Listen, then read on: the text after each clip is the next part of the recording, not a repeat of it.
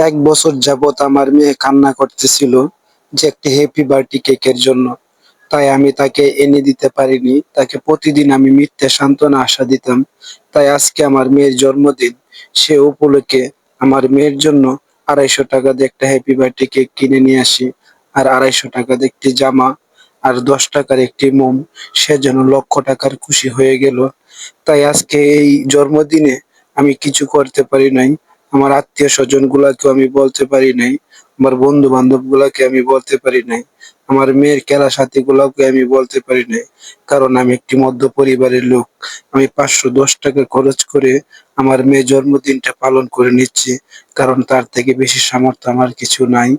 তাই জন্য আমি কাউকে বলতে পারি নাই। তাই আমার ওয়াইফ আর আমি আর আমার মেয়ে মিলে সেই জন্মদিনটা পালন করে নিলাম। নিজের ঘরের ভিতরে। সে একটি ভাড়াটিয়া রুমের ভিতরে। এত জায়গাও নাই যে আমাদের রুমটা অনেক ছোট। তাই আমার মেয়ে আর আমি আর আমার ওয়াইফ দুজনে মিলে আমার মেয়ের জন্মদিনটা পালন করতেছি। বিষয় দুঃখজনক, কারণ এরকম জন্মদিন কারো ভাগ্যে যেন না হয়। এরকম আমার মতন চুপিচাপ যেন জন্মদিনটা কারোর জন্য না হয়।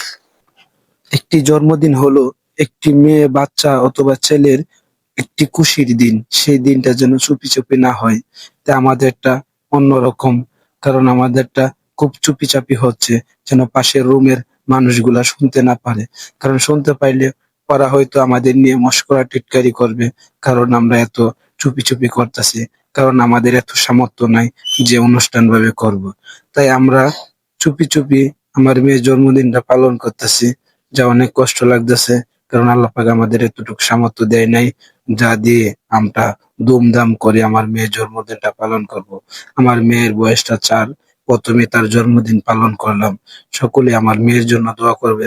আল্লাহ পাক যেন আগামী বছরে আমার মেয়ের জন্য আমি ভালোভাবে তার জন্মদিনটা পালন করতে পারি।